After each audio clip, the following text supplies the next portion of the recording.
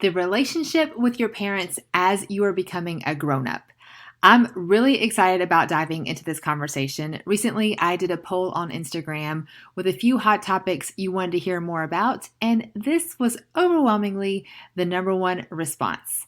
Obviously, this is called the Truth for Your 20s podcast, and often I think of this stage as, this transition from being a kid, a teenager in college to a grown-up. It's like a toddler adulthood, baby adulthood. And when it comes to this relationship that's changing so much between your parents, who's talking about it? I don't know, not enough people, but that, my friends, is what we are going to talk about today. Hey, my name is Katie Bulmer. I was your typical heartbroken and hungover sorority girl who looked for love in boys, Bacardi, and did I mention boys? After the breakup that broke me, I met the only man who can truly fulfill me. His name is Jesus. Shortly after that, I met my husband, the best example I have met of Jesus on this earth. Today, I have never been more sure I am right where I'm supposed to be, on a mission to help today's young women find their life calling, stop dating dirtbags, and basically just be who I needed when I was younger. I've been called a big sis, an adopted mom, or my favorite title, a cool aunt. But however you think of me, get ready to be challenged and encouraged. This is the Truth for Your 20s podcast. A couple years ago, I had an aha moment as it relates to this topic of a relationship with your parents as you become an adult. And for me, it wasn't terribly long ago. Brian and I had been married several years. Our kids were probably elementary age, but we were in a small group and there was, maybe 5 to 7 couples. And everyone was just kind of getting to know each other. And we were sharing a little bit just about our stories. And as everyone was going around the room, I started to notice a pattern. And that pattern was that every single person, and people, husband and wife were sharing their story individually, but every single person was basically talking about how they had terrible parents. I mean, every single person, whether there was infidelity or neglect or overbearing, helicopter, whatever it was, everyone was talking about how they had terrible parents. And these were good adults who had good jobs, who were involved in the church, who were raising their kids to be, warriors for Christ, what I would consider really good people. And every single one of them talked about how they had terrible parents. And as I started to think more about that, I was like, that's kind of a bummer story. It's honestly kind of like the victim story, right? Because all of us, if we're honest, have terrible parents. And you know what? All of us, if we're honest, have great parents. Because guess what? We have humans for parents, and they're both. They are both good, and they are both bad. I had another eureka as it relates to all of this. Was on a YouTube video. It's a channel called Editing is Everything. And y'all, this is so powerful. So they took clips from The Greatest Showman. If you haven't seen that movie, I highly recommend it. But they took clips from the same exact movie and they made a trailer look like it was into 7 different genres. So they would just take different clips and make it look like it was a thriller movie, make it look like it was a horror movie, make it look like it was a comedy or a fantasy or even a war movie, just based on different clips putting together around a trailer. You could make it look like anything you want. And that was that is true of what we remember of our growing up years, I can remember really good things about my childhood and paint this incredible picture, this movie, this trailer of my childhood and the good things, or I can paint a horror thing. It's the same movie. It's the same story. It's your same childhood, but it's the clips that you choose to focus on. Now, I, of course, have to say a disclaimer because I cannot possibly, all-encompassing unpack everyone's childhood. And yes, there is trauma that needs to be worked through and not just brushed under a rug and just, pretend like it was all sunshine and roses. But at the same time, I feel like it is easier when we blame our parents and say, oh, they were horrible and therefore I'm the victim. Probably just offended some people by saying that. But I do believe it is easier instead of doing the work and saying, even the most flawed parents in some ways probably did the best they could with what they had. Maybe they have their own issues of abuse and misguidance and whatever. And, even the worst parents probably did as best they could with what they had. So obviously, this podcast is never to replace counseling or to encourage you to not seek that out and work through the hard things. And I'm a big proponent that we all have some junk and we all have some stuff we need to work through. And we actually just went to a marriage conference, and it said that one of my takeaways was that a marriage is only as strong as the least healthy individual. And that was really convicting. Like, gosh, what can I do just personally in my own life to bring my best self, which is always in progress, right? Not just when you're dating, not just when you're early married, forever. I want to be doing the work, digging through past scars, whatever it might be, to bring my best self just to the world, and certainly to my marriage and to as a mother and all of that kind of stuff. So all that being said, yes, there is junk that we have all worked through, but generally speaking, most of us from a generally good, as best as our parents could do household, we honestly have the choice, again, yes, working through hard things, but to choose what we see. My parents got divorced when I was young, and my dad didn't live in the same household as we did. And I could paint the picture that I had a dad that wasn't there, and he never showed up or whatever.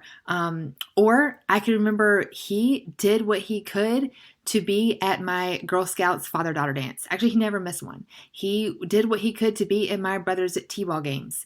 And so while both stories are true, I get to choose what I see. And even if 90% of the story is bad, for me, for my own journey, for just healing and just seeing the best and not holding grudges and not playing the victim, I just want to see the 10% good as loud and as blaring as possible. I just think it does everyone the biggest favor to see that. Like I said, even if it's a smaller percentage, and most of us have more than that. Most of us more than 10% good, but to see that good louder than that bad. Well, I'm just hitting the ground running today with this episode, and probably made a lot of you guys think already. But yeah, I feel like this is a lighter burden to carry when we choose to see the good.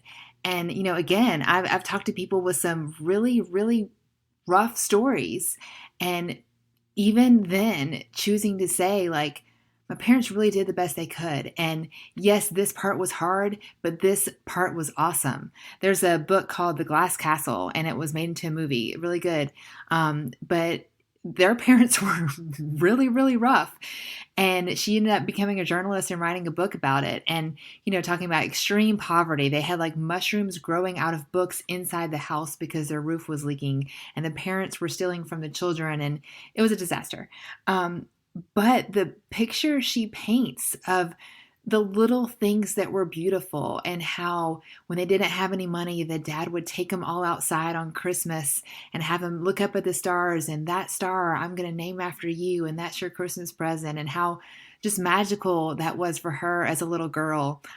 It doesn't take away that her dad was a drunk and, tried to steal from her and all this other stuff, but choosing to see that glimpse of good, I just think it's healing. I just think it's such a lighter load to carry. But speaking of a lighter load to carry, perhaps a lighter topic as it relates to this, relationship with your parents as you're becoming a grown-up, is just going to be your day-to-day relationship. I want to talk specifically right now to the people who are about to get married or maybe already married. So this is interesting because you are creating your own little family and leaving your family of origin to get married and start your own family one day. So I know that I had a hard time with this because I was like, but I want to live beside my mom, and I want to move back to be around family, and also like letting my family of origin kind of rule everything that I thought was important. But instead, what I needed to focus on, and this was a little bit hard lesson for me to learn, is that I was creating my own little family and my own little traditions, and my family, even when it was just my husband and I, needed to be the priority. For example, when we first got married, he was in youth ministry and he had to be at a Christmas Eve service. at our local church. And my mom's side celebrates Christmas on Christmas Eve, and my dad's side on Christmas Day. And that became very complicated because we were having to be at a church 3 hours away on Christmas Eve in the evening, and then get to my mom's house on Christmas Eve in the evening, and then to my dad's house Christmas Day. And like, it was just complicated. And what I wish I would have done better is to prioritize my own new little family. And yes, your family of origin is important. And yes, you want to be there for Christmas as you can. But at the same time, I think that when you are kind of pigeonholed in a decision like that, you have to choose what's best for you in your own little family now. And this is complicated because mama wants you there for Christmas and daddy wants you there for Christmas. And this isn't a one size fits all. And if you can make it all work, yes, for sure. But, between people living in different cities and celebrations and parents that are divorced and all the different Christmases you have to celebrate, sometimes you have to make choices. And so I would say in those instances, you need to choose you and your current new family. The Bible talks about this. It's talking about leaving and cleaving. So leaving your family of origin and cleaving to your new family. And I wish I could say that there's a light switch to make this super easy, but it's not. And sometimes this is just a growing pain of becoming an adult and cutting those apron strings, as they say, and never neglecting your family, never being like, well, you don't matter anymore. I don't think that that's the answer. I think that, your family of origin is always important. But sometimes, when you're just forced into it, you'd have to choose your new family. Hey friends, I hope you're enjoying this conversation as much as I am. But real quick, I want to tell you it is the start of a new semester, and that means I'm filling up my calendar with speaking events. I'm still offering lots of Zoom, and of course, some in-person events are starting to happen sometimes here and there. Will we ever go back to normal? I don't know. I'm mostly booked by sororities, but I also love women's groups or organizations. Anywhere you need some motivation, I am your girl. So check out my website, katiebulmer.life. I have a link for speaking with all the information you need. Send me a message and we'll get the conversation started. That's katiebulmer.life/speaking.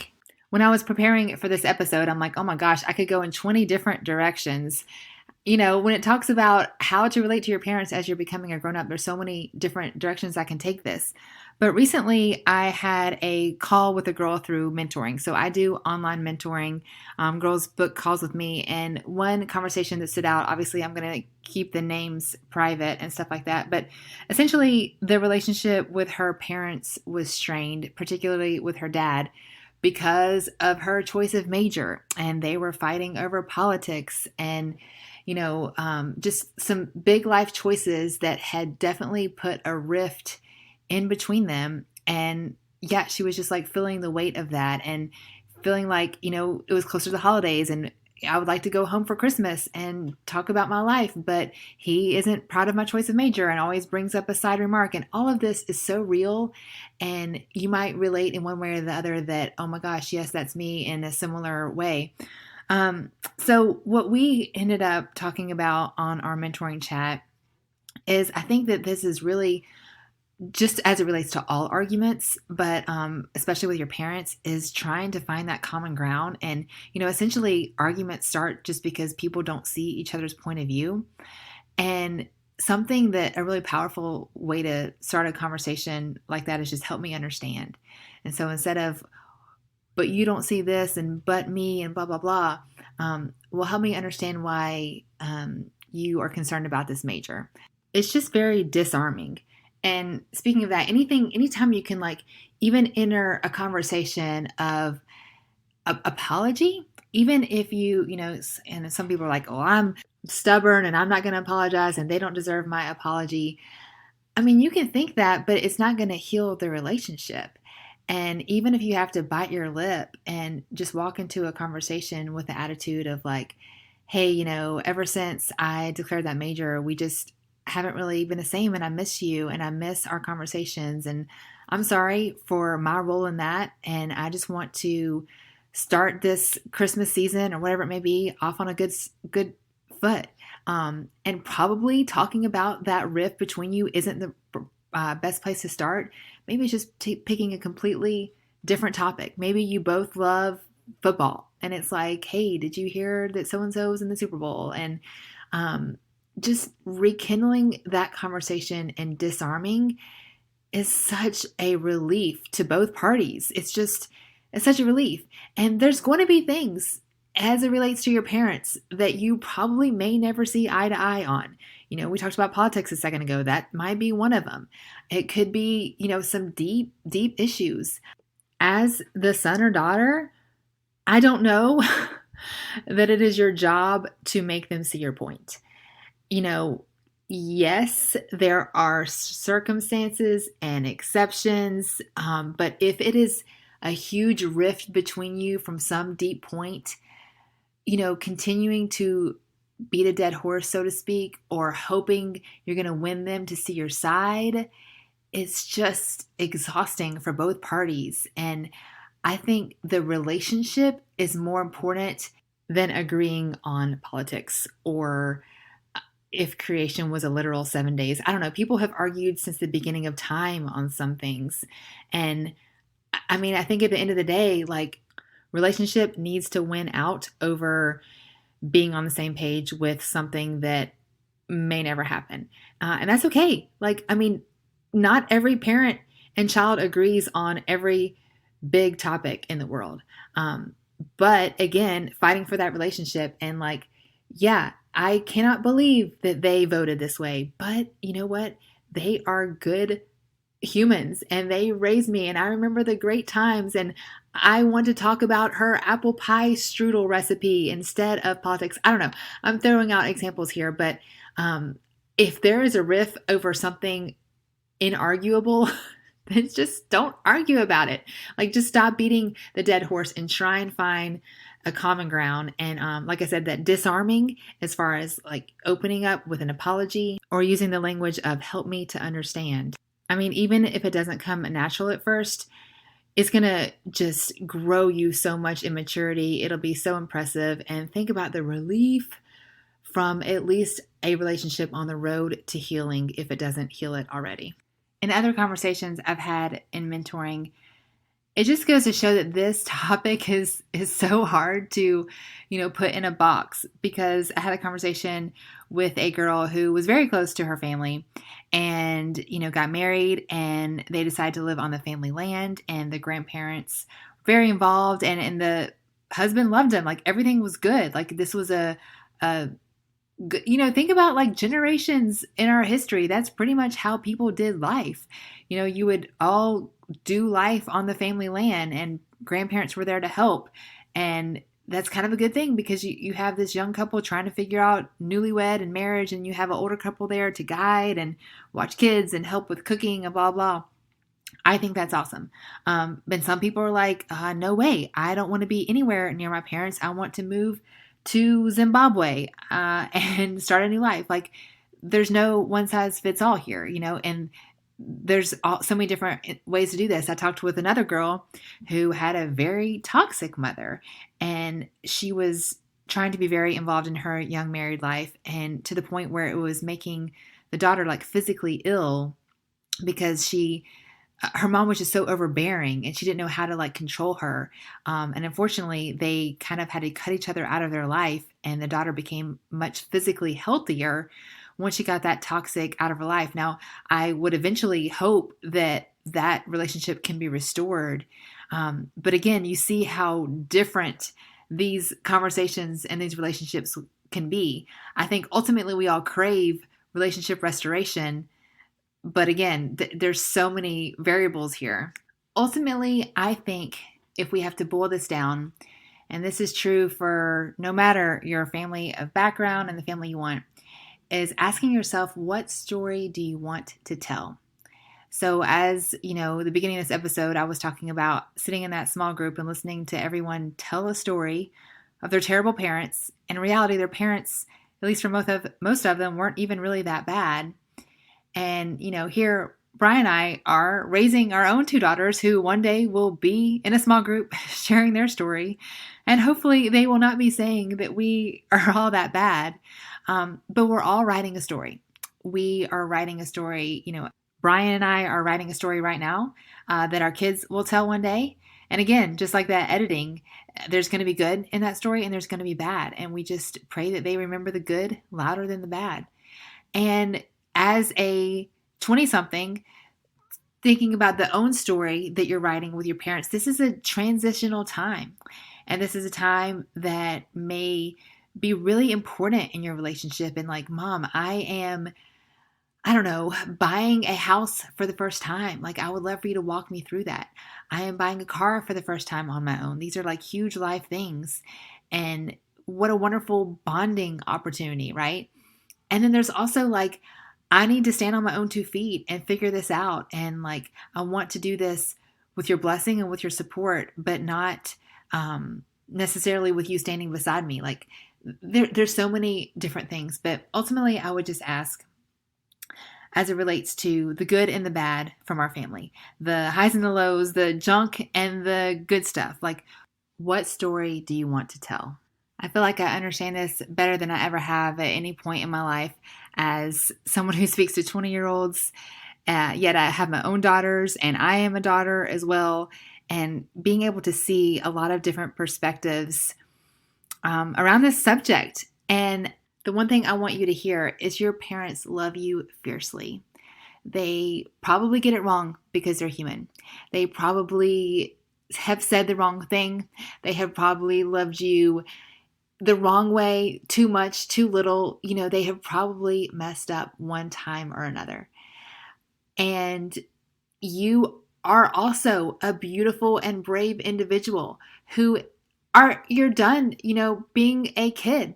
And you get the opportunity to take all that you have learned from these incredible people and start your new family, start your new legacy, start writing your new story.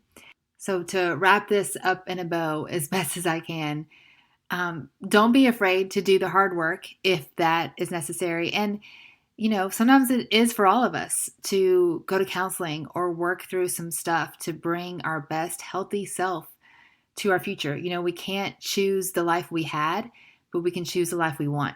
That is a quote from Redeeming Love, my favorite movie. You should go see it. We can't choose the life we had, but we can choose the life we want. And we have all walked through some junk. That's true too. No matter how perfect your family is, you probably have walked through some junk. But you are starting a new family, even if you're not married yet, even if seems like so far away. One day soon, everything that you have learned through your childhood will affect you.